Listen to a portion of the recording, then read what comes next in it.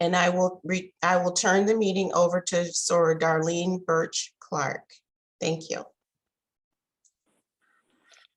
Good morning, everyone. Good morning. My name is Darlene Birch Clark. I would like to welcome you to the presentation on how to save money on your medications and how to navigate the healthcare system. The Economic Development Committee and the Physical and Mental Health Committee of the Kalamazoo Alumnae chapter of Delta Sigma Theta Sorority is presenting this informative workshop.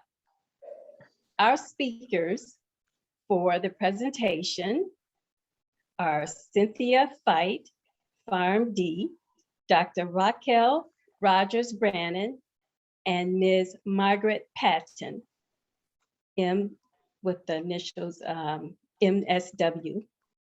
Here is the agenda that we will follow. Can we move to the agenda slide? The first topic to be presented is how to navigate the healthcare system by Dr. Raquel Rogers-Brannan and Ms. Margaret Patton. We will have a short time for question and answers, about 2 to 3 minutes after this presentation. You may enter your questions into the chat feature. If we do not get to all of the questions at that time, we do have another question and answer session after the second presentation. The second presentation is presented by Cynthia Fight, PharmD, who will speak on the topic, how to save money on your medications. I hope everyone will find these presentations informative. At this time, I will turn the meeting over to Sora Wanda, who will introduce our speakers. Good morning, everyone. I will be introducing our speakers for today. Cynthia Fight is a clinical pharmacy specialist in the Ambulatory Care Center for Ascension Borges. She is currently practicing in 3 different primary care clinics, assisting providers with medication management, which include diabetes, hypertension, and hyperlipidemia. She also provides comprehensive medication reviews for patients and their families. Cynthia Fight. Our next speaker is Margaret Patton, MSW. Margaret is a retired community relations specialist from Ascension Borges and a psychotherapist from Delano Clinic and the state mental health system. Margaret has served on numerous community boards, advocating for equality and justice for all citizens. Dr. Raquel Rogers-Brannan is a primary care physician at Ascension Borges, specializing in internal medicine. She is also the medical director for primary care and the chair of the internal medicine department. Our presenters, I present to you. Thank you.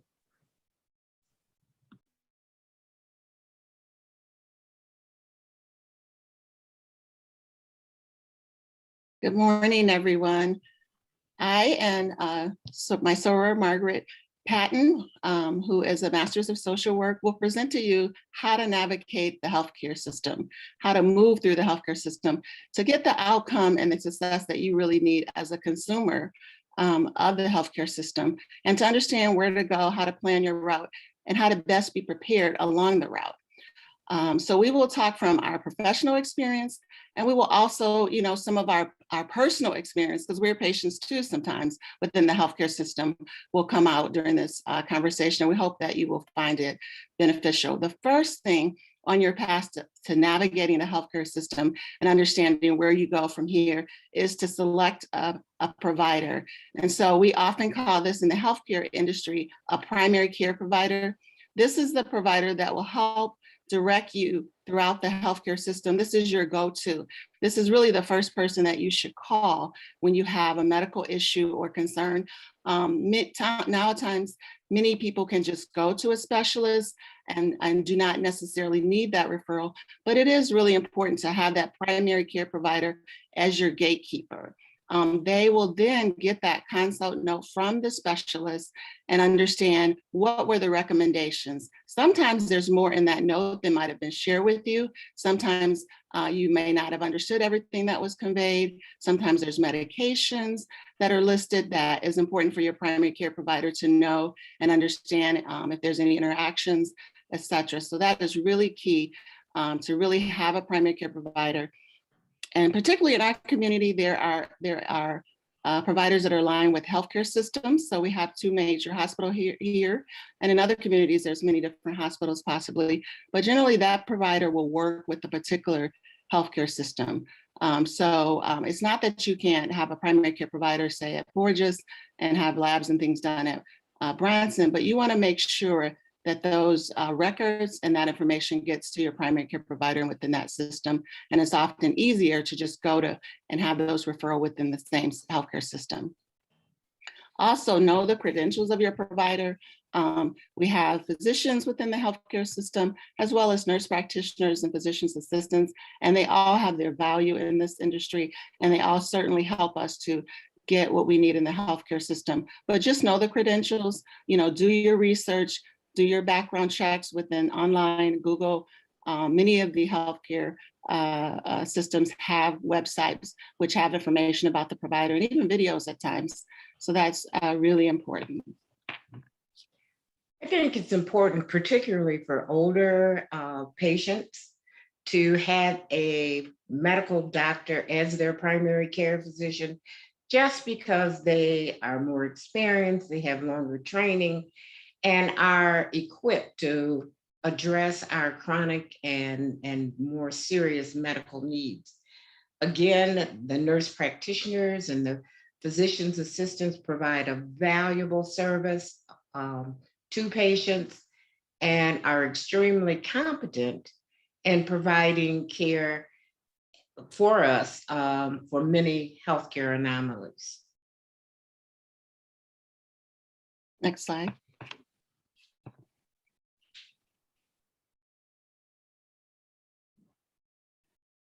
And it's really important that you try to enroll in and have access to the patient healthcare portal.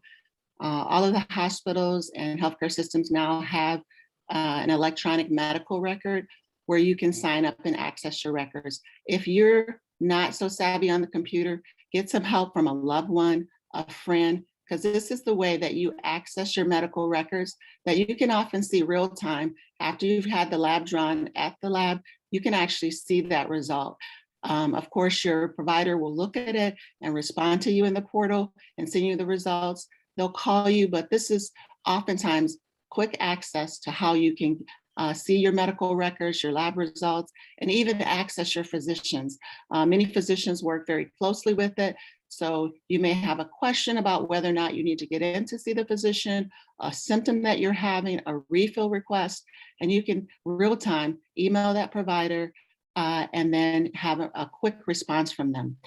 There are some limitations where it goes to a centralized portal and then it's sent to the provider, but it is much quicker, even many times, than picking up the phone and calling and requesting your particular concern.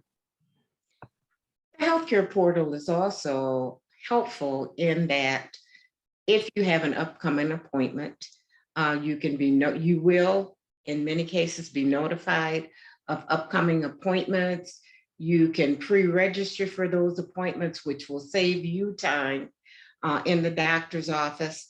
And it provides you with an opportunity to really think in terms of, why am I seeing the physician today? What is it that I want the physician to know about my health status today? And how can we partner to address it? You can also request prescription refills. And as our friend Wanda says, please do it before 5 o'clock in the evening on Fridays, because you have a greater opportunity to have those medications filled in a timely fashion. I'm not sure about everyone's provider, a healthcare provider, or what am I trying to say? Insurance carrier. But a lot of insurance carriers allow you to refill your prescriptions within a week prior to the expiration. So the earlier you can do that, the greater the likelihood that you're going to get your prescriptions and you're going to be able to continue with your medical regime. Next, we'll talk about, the next slide, we'll talk about being prepared for your doctor's visits and to making a list of your concerns. So oftentimes you come to the doctor and you leave out and you may realize, oh, I wanted to ask about that. But just having a list of the concerns that you have already written out, especially in particular for your annual visits and your wellness checks, that is really the time to go over those concerns that you have, anything you may have had in the last 6 months, or if you've been to the hospital or had some other medical concern, that's a good time to bring that forward. Certainly if you're going in for a sick day appointment or what we call an acute appointment, that may not be the time because that is a shorter visit. But when you're going in for your 6-month follow-up, your 4-month follow-up, your annual appointment, bring a list of your concerns with you so you can use that as a checklist to make sure that you've presented all of your concerns. I think it's also important to be behaviorally specific about your medical conditions. For example, if you are experiencing lightheadedness, if you're dizzy, if you're feeling anxious, or if you're feeling sad and you're not sleeping, you need to describe those behaviors to your physician, because then the physician has a better opportunity to treat those conditions more accurately. Next slide. And be persistent when expressing your concerns. You may think that, oh, it's nothing, or I'm not going to mention that, but a collection of symptoms can actually be a syndrome. You know, you may have a headache and dry mouth when you wake up in the morning and feel so tired and weak, and that is actually may point, if you list and you give all those concerns, that points to maybe sleep apnea, something that the doctor might consider. There's other syndromes in healthcare that are actually a collection of symptoms. So don't be afraid or just kind of put aside all of the symptoms that you may be having. It is important that you express them and that you be persistent. There's a lot that the provider may have to accomplish during the visit. They may want to do labs and make sure you're up to date with your mammograms and your health maintenance. And so they have their agenda, but be persistent with your agenda too. You are the consumer, and you need to express exactly what you need to get out of the visit. And it may be that you have to schedule a follow-up, but you do want to bring those forward. I think if you feel that your physician has not heard your concerns, you need to calmly repeat your concerns to the physician. And this may be a time where it's important to bring along a friend or a family member who may be able to better describe their observations of what they've seen with you health-wise, or to provide clarification for symptoms that you may be exhibiting. Your doctor, your physician, is your partner. And this is a partnership that requires communication both ways. So don't be afraid. As Dr. Rogers says, you are the consumer and you need to be informed, as well as your doctor needs to be informed, so that you can have the best healthcare outcome. Next slide.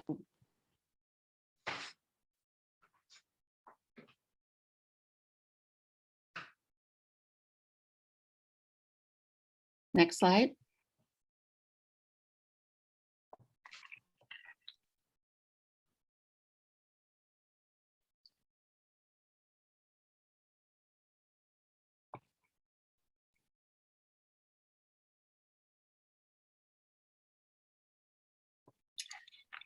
I'll move forward. So it's important to know your medications. The next slide has a picture of medications on it, and it's important that you know your medications, and to bring a list, or even better would actually be to bring the bottles of medications with you. So it is so important that the provider that you are seeing on that day, even if you go to the emergency room or to a specialist, knows the medications that you're on. Because if they decide to start you on a new medication, they need to know if there's an interaction, possibly.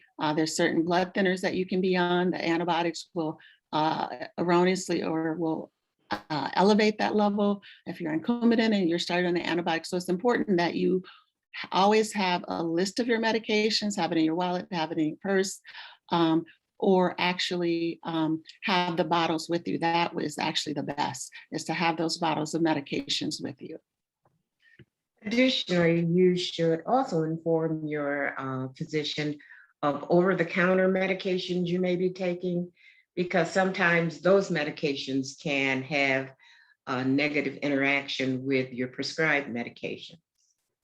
So all medication bottles, the vitamins, calcium, all of those things that we take, sleep aids, your doctor needs to be aware of those things.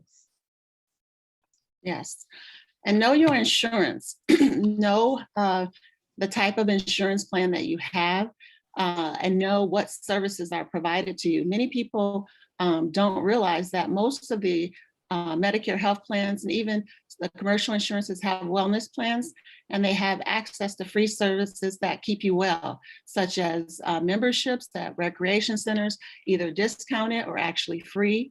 There's certain over-the-counter prescriptions that actually can be covered by your insurance and your medication, excuse me, that can be covered by your insurance. There's actually certain specialist office and certain places that you can go with the network that you may have a less of a copay. So take some time to understand what insurance you have and what all the benefits are of that insurance plan are that you have, because many services go unaccessed and not utilized and underutilized. Diabetic shoes, certain equipment for diabetics is available and free. So really take some time, go to the website. There's a 1-800 number on the back of most or all insurance cards. And you can call and you can talk to someone and find out what services you have available. And according to what medical conditions you have, what services may be beneficial to you.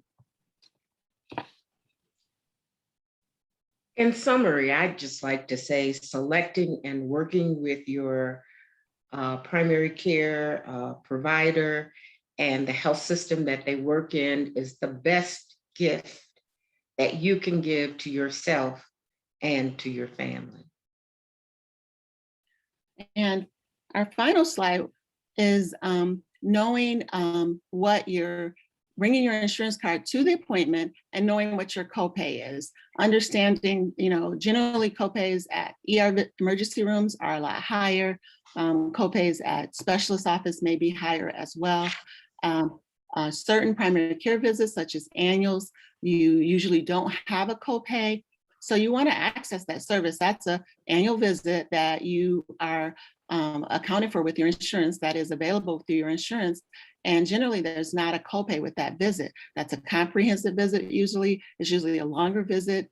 That's the time when you can bring all of your concerns that you've had over the last months or last year and present those to that provider, and they can systematically address those concerns and develop a plan to really address them, and so that you have the prevention services that you need and that you have the restoration and reconciliation services that you need, whether it be physical therapy, whether it be referrals to certain specialists. So really understand your insurances, understand your copays, and most of the times the healthcare systems, or I should say all the time, they do expect you to present with that copay.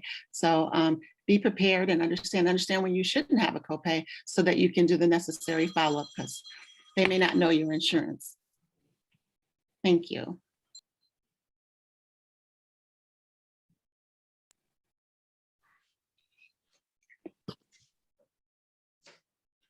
And now we're going to have some time for questions as we prepare for the next section, how to save money on medications. So if you can put any questions that you have, or you may have already put some of the questions in the chat, and then we will proceed with asking those questions. So Darlene will ask those questions, and we will answer them to the best of our ability.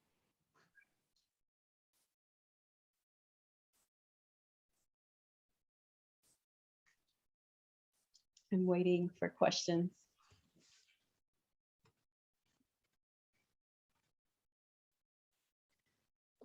So I think I'm gonna, Soros, I'm gonna jump in and try to help a little bit. Sora Harrison is working through some technical difficulties.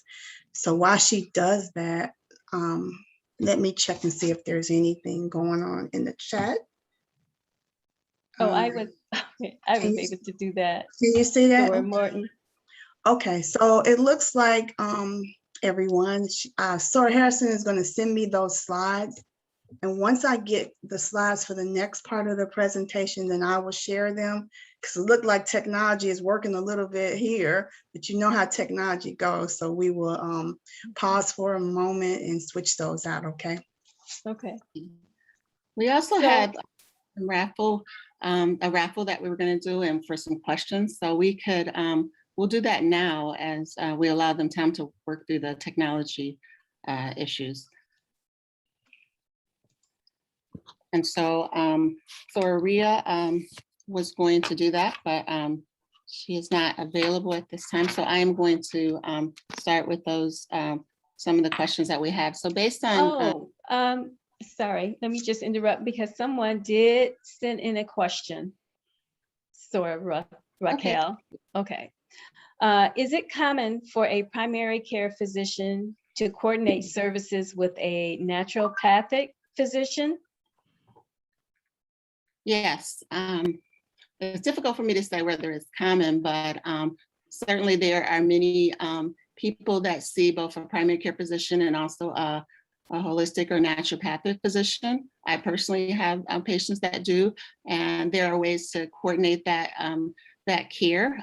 For example, you may get labs, which are more detailed and may not be necessarily what the primary care physician would order, but maybe it's a particular concern that you had addressed with the holistic physician and they wanted to get those labs. And so I would collect that information and also document if there's any medications or whether they be something over the counter or supplements that they purchased.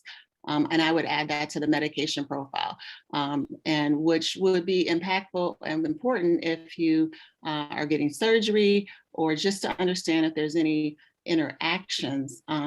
So yes, we do work closely with them. And that is important to share with your provider that you are seeing a naturopathic physician and you would like to have some coordination of care. Also, you may, sometimes I have veterans who are seen at the Veterans Health System, and I'm also their primary care physician. They are seen at the Veterans Administration, say, because they have benefits there and they can get things and services there a lot more cost effective. And so I and other providers will coordinate that care as well. And it's just important that wherever you go, don't not share that information. Make sure your provider, the primary care provider, has that information. I know I'm okay. Many of them are okay if you see others. It's just important to really have a comprehensive record of all your medical access and the places that you go to seek medical care in one space so that they have those records as a part of your medical record. So don't think that, people feel any kind of way if you see other providers that are in the healthcare system. We have another question as well. Are there some recommended holistic physicians in the area? What they're trying to say, are there some doctors who recommend holistic physicians in the area? If I got that correct. It's difficult for me to answer that question if it's about if there are doctors that recommend it. Or maybe, let me just reread it again. Are there some recommended holistic physicians in the area? I don't have particular ones that I recommend. I know there are a host of them in the area and in the outlying areas. And there again, just do your research. and understand what their background, their training is in. And then it can be used as a value depending on what your particular concern is that you address to them, or if you just go to them for a comprehensive visit. I don't have a particular one that I recommend. I come from, I trained in medical school 20, 30 years ago, so there were not many, and we didn't get that sort of information in medical school. So I think now that a lot of the younger physicians, they may have some training and some knowledge of those providers in the area, but I don't. But I do have several patients that do go and see naturopathic physicians, and we work together. Okay, and one last question. Well, at least for the moment, if you feel your physician is not addressing your concerns, when and how do you move forward? I think if you feel that your physician is not addressing your concern, you need to bring it back to the fore with your physician. You need to let them know that this issue is important to you. You'd like to discuss it. And if they are not willing to discuss your healthcare issues with you, then perhaps it's not a good patient physician match. I mean, your physician has to partner with you for your healthcare in order for you to receive the best healthcare that you can. And as African Americans or other minority groups, we have experienced inadequate healthcare because physicians have not listened to us, or they've minimized points. So be persistent, let them know that it's important to you. And I had a situation like that and had to change physicians, but it's important. You're important. And if you don't advocate for your healthcare, no one else will. Okay, thank you. I agree with that. I just want to add, and also, the first time that happens, or a few times, give them a little grace and space, especially in the current situation we're in now. I could go on about all the things that physicians and providers are going through right now, but give them some grace and, bring that concern up again. And sometimes you might have to say, well, I don't feel like you addressed my concerns the last time, and just give them some space to respond to that, and to suggest maybe coming for a follow-up visit, a longer visit. And, we all need grace in this time. Okay, thank you very much. So, Tracy Morton, are we ready to go to the next presentation? I believe we are. I've been informed that Ms. Cynthia, you have your own slides and that you would like to share. Yes, ma'am. I am pulling them up as we speak. Okay. Let's see.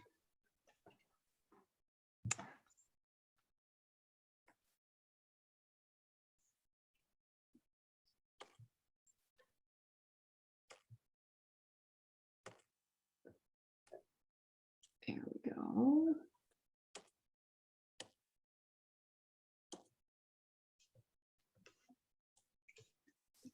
All right, can you see them okay? Yes. Yes. Excellent. Okay, to go ahead and get started? Yes. Fabulous. Good morning, everyone. Thank you for the opportunity to be here. Obviously, my camera and Zoom are not functioning correctly, so I'm going slightly incognito with no visual, so my apologies. The title of my presentation is Medications, How Low Can the Cost Go?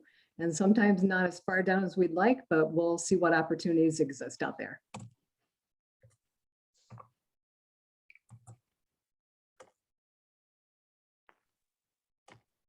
There we go.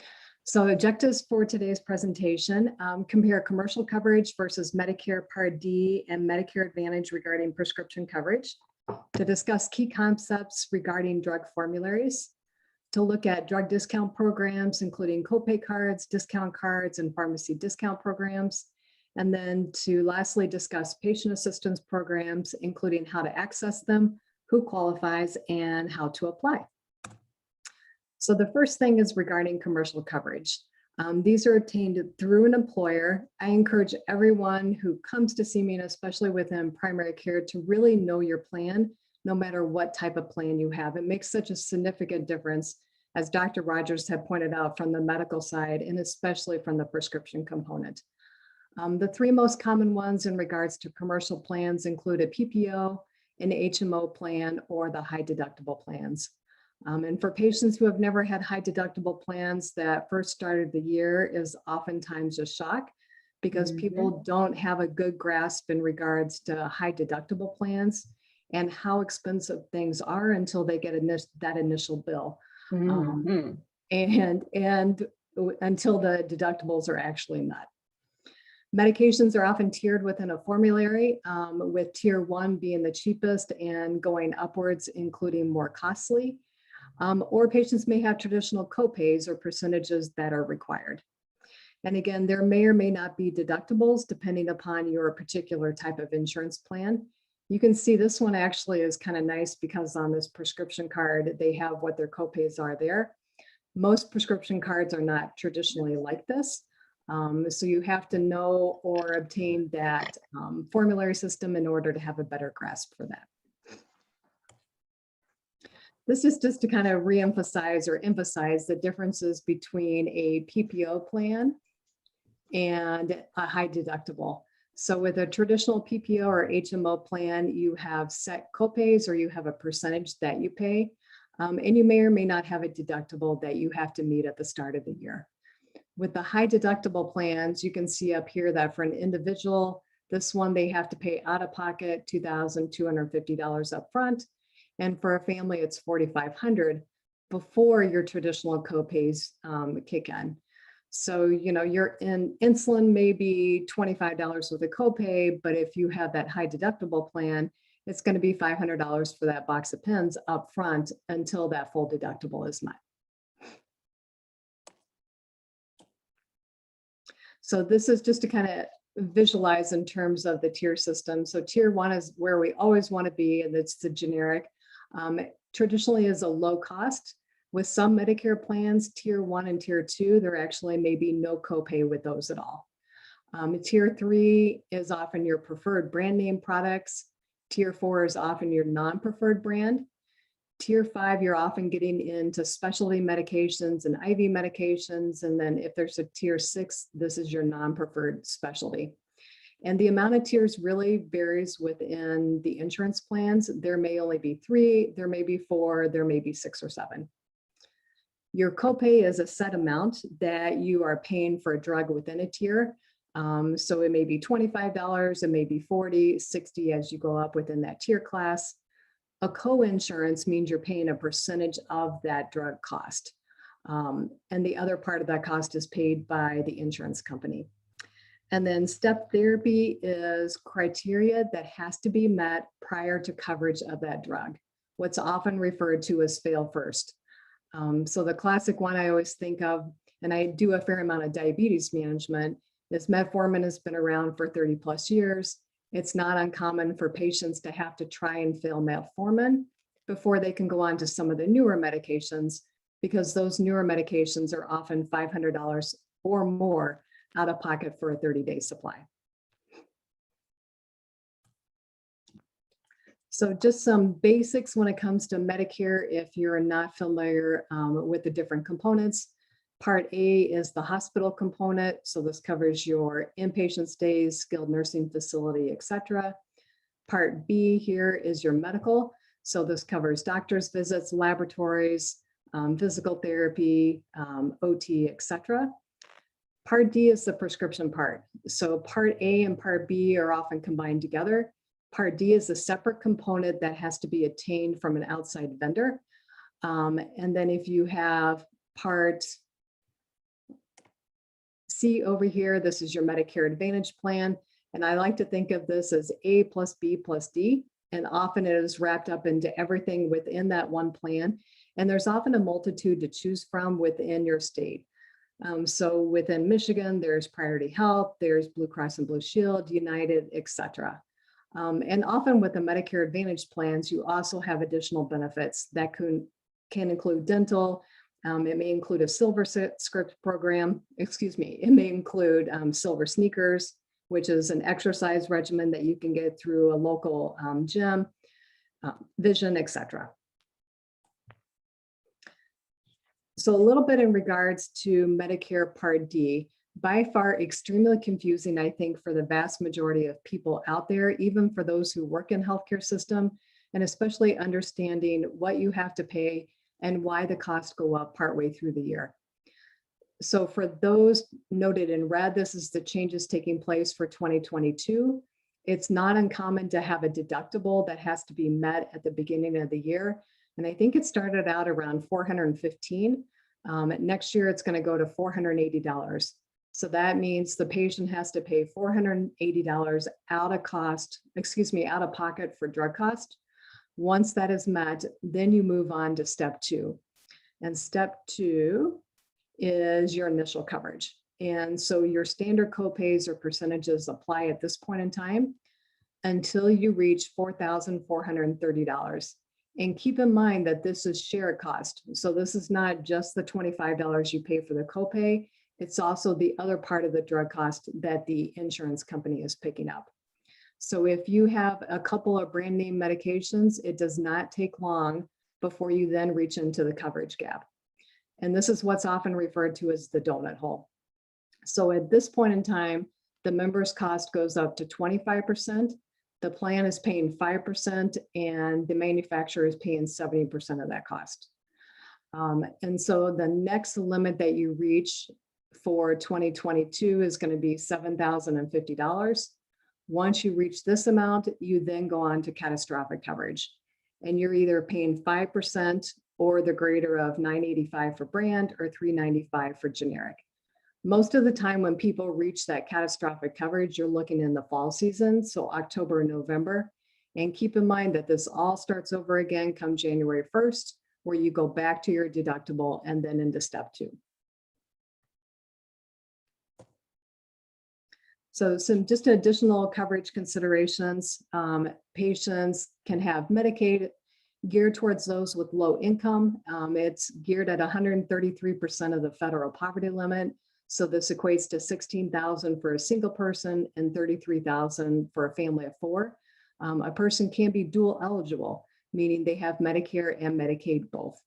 And from a prescription standpoint, these extra benefits make a world of difference in terms of the medication options that are available to them, especially when you're looking at insurance plans that have high copays, high deductibles, coverage gap issues, et cetera. So when patients qualify for these extra benefits, it makes a world of difference in the opportunities for a variety of medications that we can utilize. And then the other one I have noted here is the low income subsidy benefit. Patients can be automatically enrolled if they receive Social Security, Medicaid, or Medicare savings programs, and patients can also apply. So it's geared to those who are Medicare beneficiaries and are low income. And so this equates to $19,320 for an individual and $26,130 for a married couple. Keep in mind that there is also a resource limit that also applies for the low income subsidy benefit. And the reason that I include this in is for some patients who are on Medicare, in order to qualify for patient assistance programs, you have to be denied the extra help. And so simply by calling Social Security, applying for that, and then if you're denied, you get that denial letter. That's one additional factor in terms of applying for patient assistance programs. And then this is just to kind of show you the difference from a copay perspective. And I'm going to move some things out of my way here. You can see here for the full benefit duals that are less than 100% of the federal poverty limit, their copays are $1.30 for generic and $4 for brand. And that is throughout the entire year. For your full benefits that are greater than 100% federal poverty limit and your non-duals, your copays are $3.70 and $9.20 for brand name. And again, that is from the start of the year through the end of the year, and that does not change.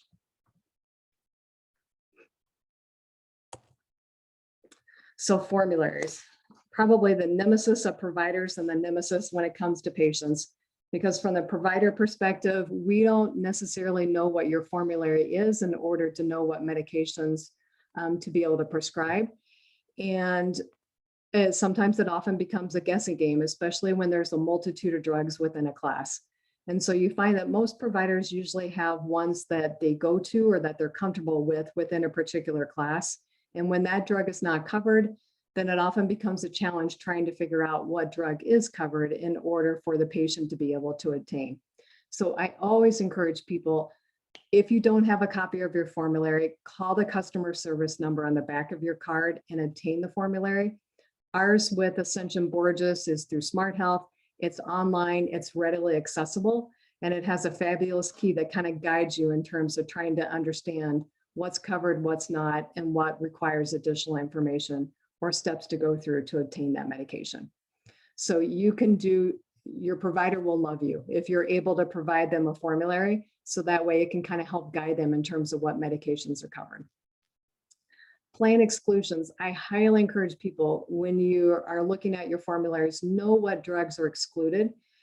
It will save a significant amount of time. I can't tell you the number of times that providers will put through for weight loss medications. They're being advertised heavily because of the fact that there's some newer ones on the market, but they're also incredibly expensive. And as a result, these are often medications that are excluded from a plan. And when the provider prescribes them, they go to the pharmacy, it then goes to the insurance company, and it comes back requesting a prior authorization. That prior authorization is then done by the office, and it comes back denied because it's a plan exclusion. So no step therapy, prior authorization, et cetera, is going to cover that type of medication when it's an exclusion. And then lastly, down here, step therapy, we talked about a little bit earlier. Prior authorizations, you can see up here, this is from Smart Health's plan. These 3 blood thinners, Eliquis, Xarelto, and Pradaxa, all require a prior authorization. And it's usually set up because there are often generic medications that are equally effective, that they often want you to try first and fail, or have a reason that you cannot utilize that medication before they go on to more expensive ones. And then quantity limits is set up there. A lot of the times just looking at when there's multiple strengths within a drug class. So I had a patient who was getting Lyrica extended release and had prescribed 2 of the 165 milligrams for her to take daily. That came back needing a prior authorization because there's a 330 milligram capsule out there. So when you double that quantity, it doubles the cost. If there's another strength that is the dosage that you're looking for, that's what they want you to utilize, because obviously it's less quantity, less cost for both you and them.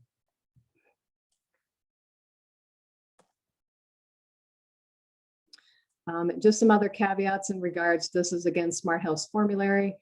This one was in regards to insulin for a patient. She had been taking Lantus, the formulary changed and now required a prior authorization. Simply by switching her to Basaglar, it reduced her cost from $100 down to $10, also with the help of a copay card as well too. So again, formularies can make a world of difference in your cost, as well as helping your provider know what to prescribe. Oh, and then this down here, weight management. So you can see these little caret figures denote medications that are excluded. So you can see all of our weight management drugs are not covered by Smart Health's insurance. So how can you reduce costs besides knowing what your formulary system is? Use generic products. 80% of the time, there is often a generic medication within a drug class that can be utilized if there's not a contraindication, and often is much more significantly cheaper compared to those brand name medications. You know, just some examples, antihypertensive drugs, high cholesterol medications, diabetes, mental health in terms of antidepressants, antipsychotics, things for bipolar, schizophrenia, birth control, ADHD, allergy, pain management, antibiotics, glaucoma, GI disorders, mental health, and so much more. There are generic medications with all of these different classes. If you're being prescribed a brand name medication, or you go to the pharmacy and the cost is too high, come back to that provider and ask if there is a generic medication that can be used. It's not always necessarily their first choice, but it can often be equally effective and result in a lower cost for you.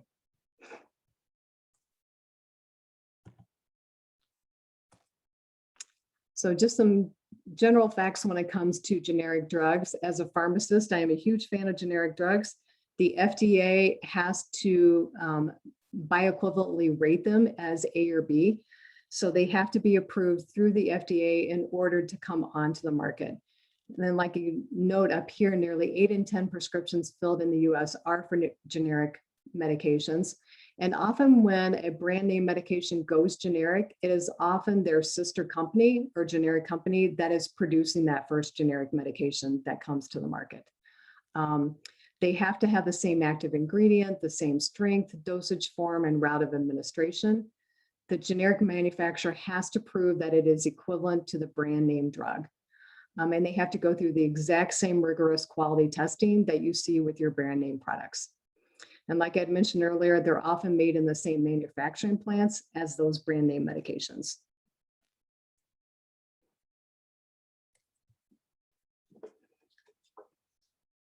So discount programs, one of my favorites is GoodRx. And if you're not familiar with it, I highly encourage you to take a look at it.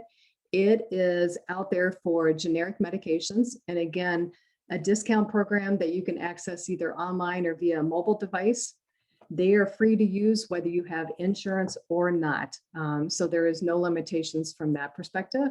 You cannot combine them with your insurance. And if you obtain a medication through GoodRx or one of these discount programs, the cost of that medication does not go towards your deductible.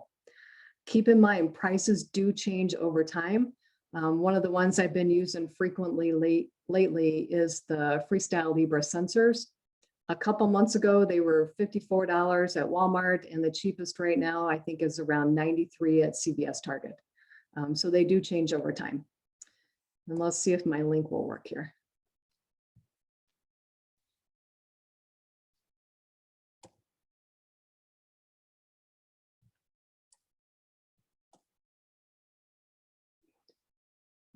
Do I need to stop sharing in order to flip my screen? Or can Yes, you do. Okay, just making sure. No problem.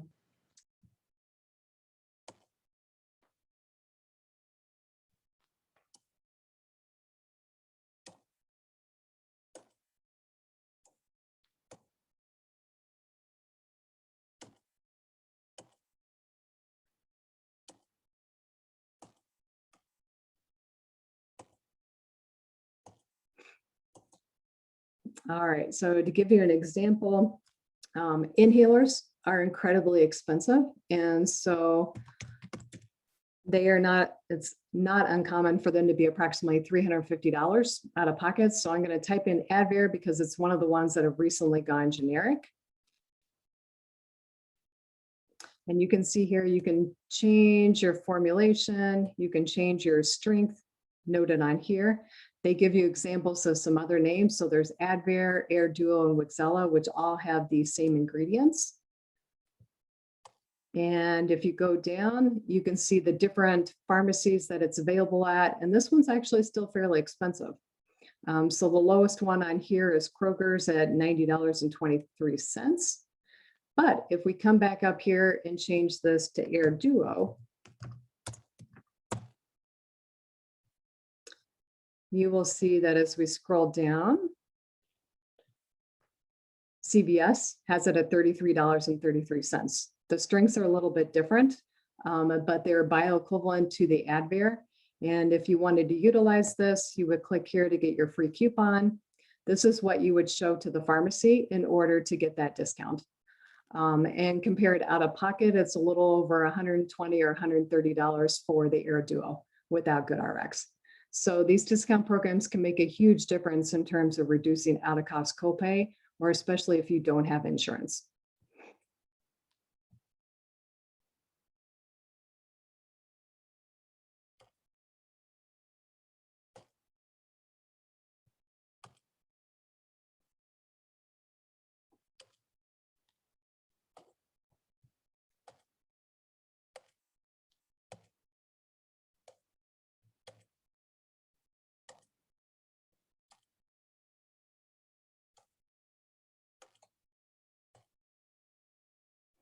Let's see, move on to the next slide.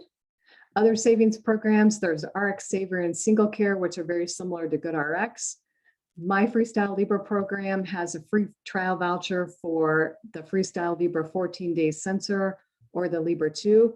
A lot of these are not valid with any type of government insurance. That includes Medicare, Medicaid, VA, DOD, and TRICARE. Lilly Insulin Program has insulin at low cost. They will provide any of their insulins for $35 per month per insulin type. It can be for those with no insurance coverage or for those with commercial insurance coverage. There is a max of $7,500 per year on that benefit. The NovoCare Immediate Supply has a program for those who are at risk of rationing their insulin, meaning they have no way to access insulin, period. It provides a 30-day supply, typically up to 2 boxes of pens or 3 vials of insulin, and it can be used as a maximum of once per year. Again, if you have Medicare Part D, they ask that you call in order to determine that benefit. Copay cards. Copay cards are fabulous when they work, but they can also be a nemesis in some respects. They are provided by the manufacturer. These are often for brand name medications only, and they're fantastic when a person has commercial insurance coverage and the fact that they will help reduce the copay cost. They only make a small dent in the cost of that medication, so they are not geared towards people who don't have insurance. And again, they don't apply towards any type of governmental insurance. They usually have a maximum benefit per month. They can be used monthly, and often they're only valid for 1 to 2 years at the most. So just to kind of give you some examples, in Tresto here, you can get the medication for $10 for 30, 60, or 90-day supply. They do have a max savings of $32.50 per year. Not valid if you have insurance that does not cover the medication. And again, not valid for if the insurance does not cover that medication, you have no insurance coverage, or you have government insurance. Pradoxa can be as little as $0, again, a maximum savings per year. And again, it's only useful for those with commercial insurance coverage. And then the last example is just Dulera there, $15 per month. It only allows you a $90 benefit. So if your copay is over $120, you're going to pay more than $15. So why are government insurance plans not included? Well, there is the anti-kickback statute, which basically tells us that manufacturers cannot offer any type of payment that might convince a patient to purchase something that the federal health care programs provide for. So it takes away that incentive factor. So caveats to copays, again, they're only offered for new and often the most expensive medications. And often there's a generic that will reduce the cost both for the patient, the provider, and the insurance company. Annual maximums are associated with their use. Again, typically only 1 to 2 years at the very most. And unfortunately, they often discourage low-cost alternatives, which may be just as equally effective. Patient assistance programs, these are fantastic. And actually, I've been using these a fair amount for some of my Medicare Part D patients who have issues when they get into the Part D donut hole. They are programs through the manufacturers for brand name medications only. When medications are getting close to expiration, they'll often start to drop off at that point in time. They are eligible for those with low income, no insurance, and for some Medicare Part D who financially qualify, and they may or may not have to have that low income subsidy denial. They are traditionally applicable for 1 year, and they will ship in 3 or 4 month shipments, either to the home or the office, and the medication is provided at no cost. So just some general information required, demographics, including Social Security information, financial info, your insurance information, if there is any, prescription details provided by the provider, prescriber information, patient and provider signature, and a low income subsidy denial letter if it's a Medicare patient. So I'm going to share one last link for you.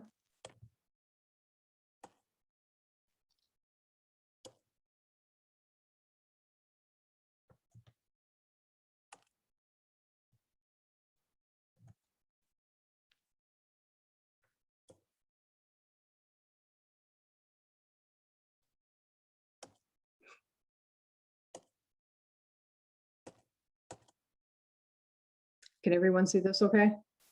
All right, great. So this is RX Assist, probably the one I use most frequently. I will share another one here shortly.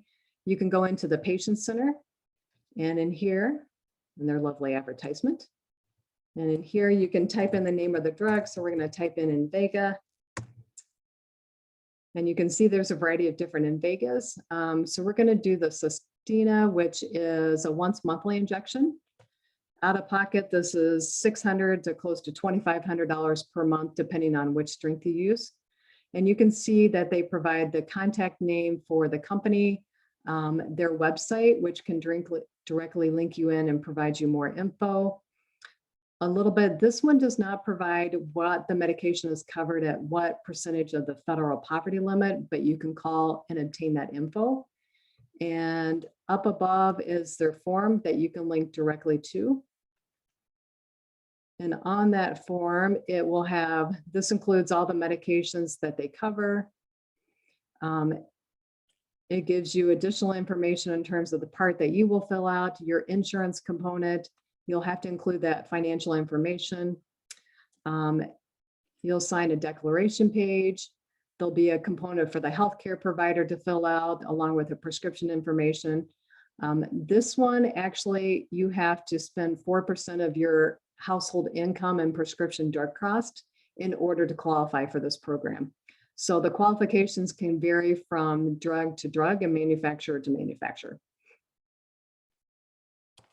I'm going to flip back one last time.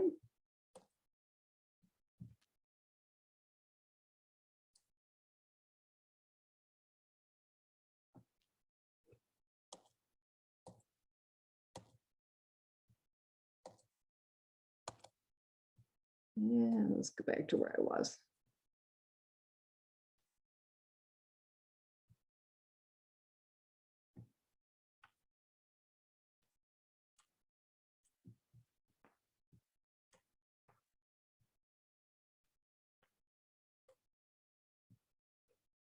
The other one that's out there is Needy Meds. And I haven't used this one as much, but this one is kind of neat in the fact that they have a variety of links.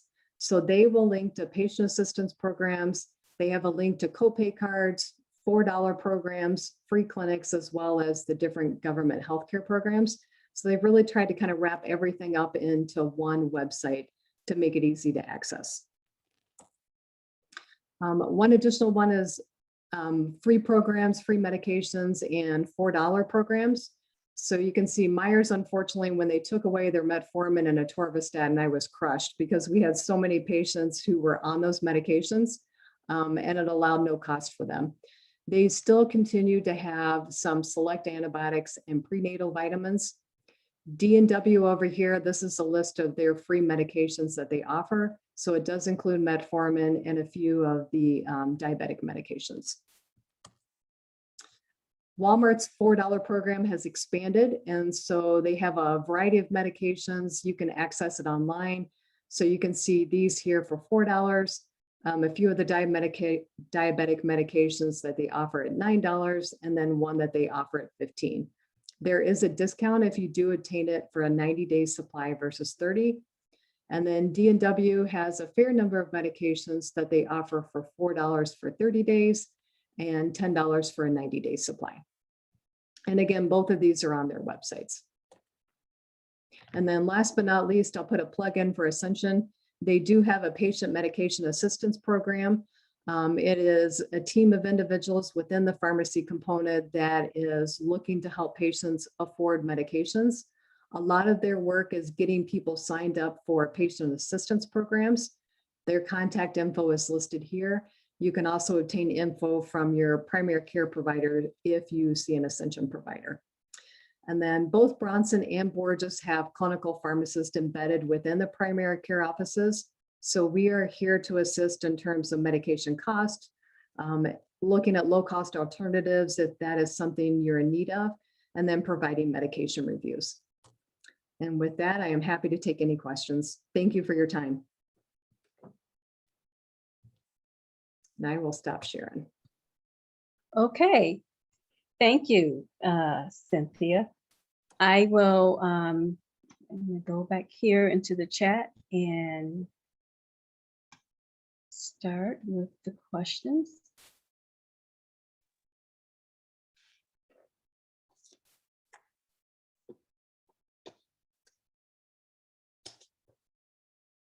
So one question, can you use GoodRx if you do a mail order for your medications? Not that I'm aware of, because if you do mail order, it's often linked to a separate mail order pharmacy that is connected with your insurance program. So, no. Good question. Okay. That is a good question. So you would have to take it to a pharmacy, a local pharmacy. Correct. So that GoodRx is, they basically search pharmacies and seeing what's the lowest cost that they will offer. And then that price is published there on their website. You utilize that coupon, and that coupon is kind of designed like an insurance in the fact that they have those specific BIN numbers, RX numbers, in order to process it through. Okay. Another question. Can you use Lilly for insulin if you have government insurance? The Lilly Cares program? Yes. No. You cannot, although they recommend that you call because there may be the ability to access their patient assistance program if you qualify financially. So it's worthwhile giving them a call to find out. But traditionally, the Lilly Cares program is set up for those with no insurance. Okay. So this is a long question here. Okay. It says there is advertisements shown on televisions about additional Medicare benefits. They mention you should give your zip code to determine if you qualify. Can you explain the issue of providing your zip code for the determination of extra benefits? I do not know what that is. If there's any of the other members on the meeting that can, feel free to chime in, but I don't know what the connection is with the zip code. I know I've seen it at my dad's house. He had the TV on and I saw that advertisement as well, which. That's interesting. No, I don't know what the connection is with that one. Okay. Thank you. I apologize. Oh, that's okay. How can you receive the copay cards? The copay cards, so it used to be that we frequently got them within the office, but you know, it would be dependent upon the drug rep coming in to drop them off at the office. And COVID has changed that significantly. So we see far less drug reps. I think it's just as easy to go online. You often have to plug in your information. And so it may be an address, an email, a phone number, etc. And then the copay card will pop up online. You can either screenshot it with your phone or you can print it off. And then you take that copay card into the office, or excuse me, into the pharmacy. Okay. Next question. Can coupons be used with Express Script? The majority of the time, no. I just recently saw one, and I can't remember what drug it was, that allowed you to use it with a mail order company, which I was surprised. Because most of the time they're for 30-day supplies only, although some of the more recent ones have been 90-day supplies.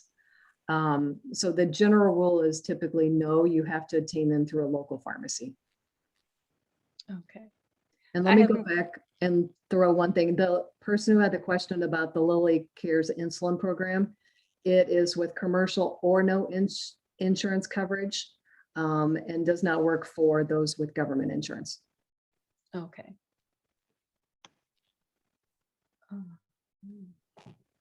I would also like to comment is that just be familiar with the website. Some medications are very expensive, particularly like the blood thinners that come out. If you have a heart condition and you have a stent, immediately the cardiologist will put you on a blood thinner, and they have sort of their go-to, and it may be exactly the one that's not on your formulary, but the other one is equally effective. And just as Cynthia said, do look at your formulary because they can be very expensive, like $200 and $300 copay a month.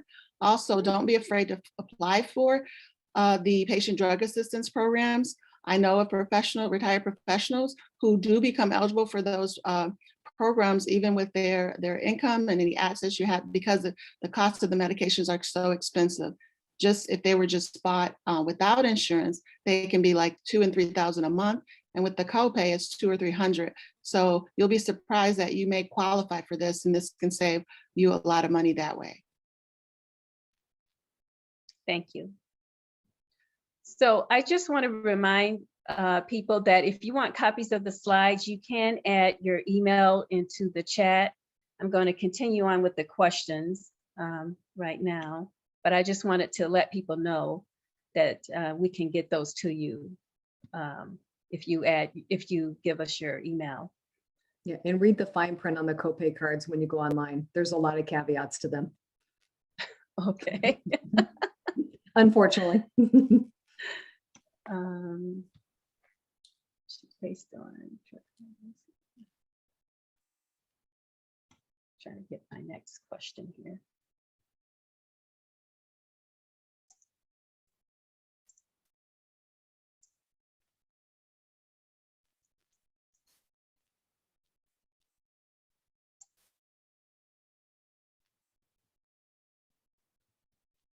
Is it often less expensive to use GoodRx rather than your own insurance for some medications?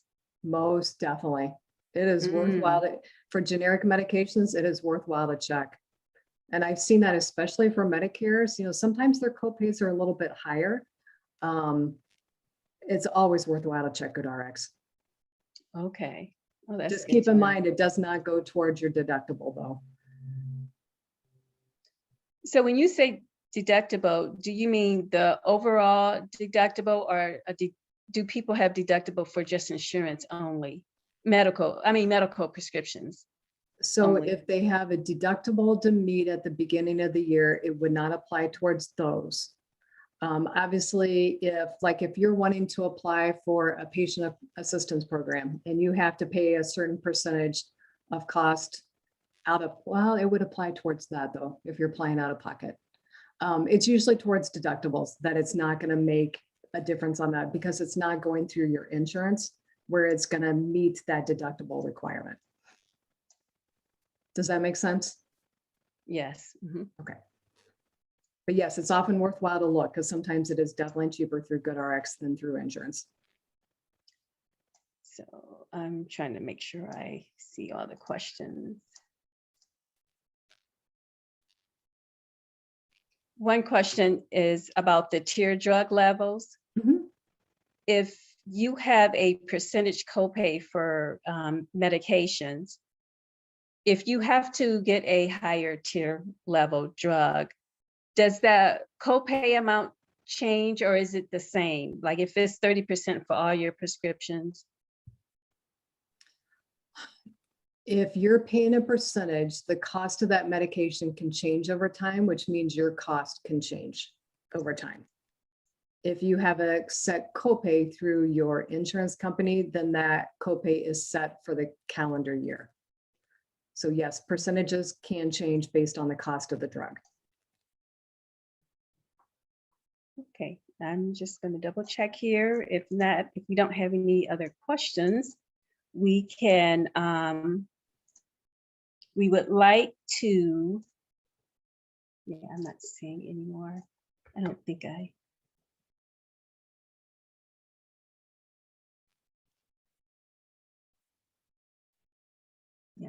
yep, I don't see any more questions.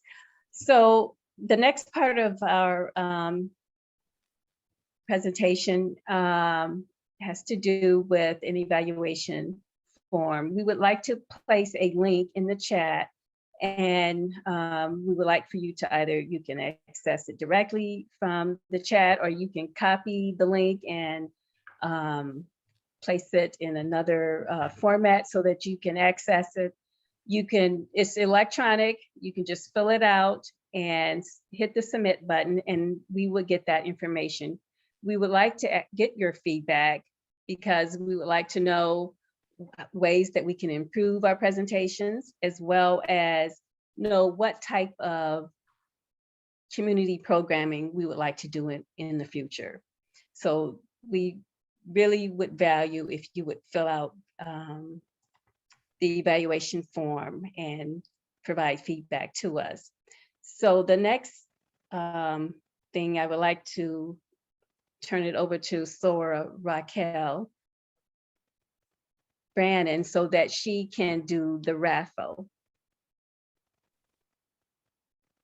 Thank you. So we just have, I have 3 questions. We have enough for 5 gift card raffles. We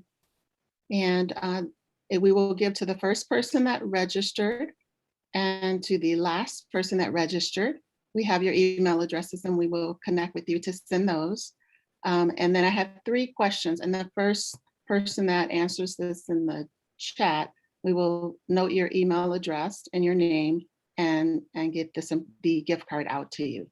So the first question is, what tier on the formulary has the lowest copay generally?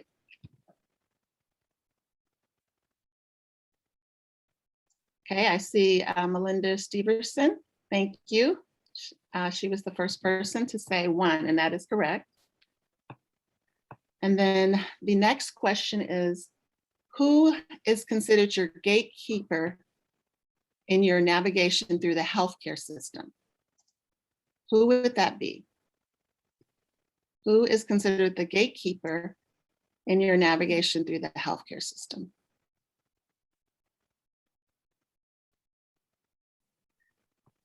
So I see Sora Elizabeth Odell, primary care doctor. That is correct, a primary care provider. So we will get that card out to you. Thank you. And the final question that we have is, are you able to use the GoodRx copay card, the GoodRx card with your insurance?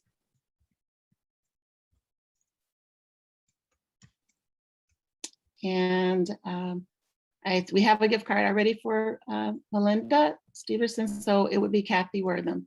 And the answer is no, that is not allowed to be used with other insurance. So we will get those cards out to you, and thank you. Okay. Before I do the closing remarks, I think there was one more question that I needed to ask, and I'm waiting that I may have overlooked. Just give me 1 minute here.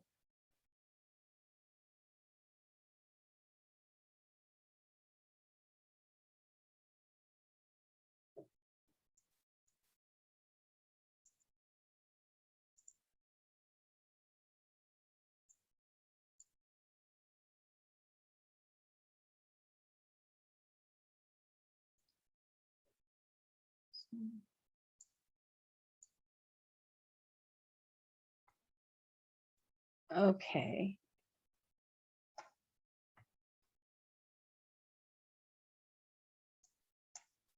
Well, in the interim, I will go on and do the closing remarks. I hope everyone enjoyed the presentation and found the information useful. I would like to thank you for attending How to Save Money on Your Medications and How to Navigate the Healthcare System. I would like to thank you for attending the workshop, and I would like to thank our speakers, Cynthia Fight, Dr. Raquel Rogers Brannon, and Ms. Margaret Patton. Please remember to copy the link of the evaluation form, which is in the chat, because we would like to get feedback on this presentation. This information is helpful in planning future community events. This concludes our presentation. Thanks again for attending. Or Madam President, would you like to have remarks? Oh, thank you. Thank you. I just want to say Thank you so much to the Physical and Mental Health Committee, as well as our Economic Development Committee, for what has been so informative. I'm going to take a lot of this information right back to my parents and make sure that they have this as well. So thank you to everyone that attended, and we hope that you have a wonderful day. Please stay tuned for the rest of our events that are either on our chapter website or our Facebook account, and we look forward to seeing you again. Thank you. Thank you. Thank you for attending, everyone.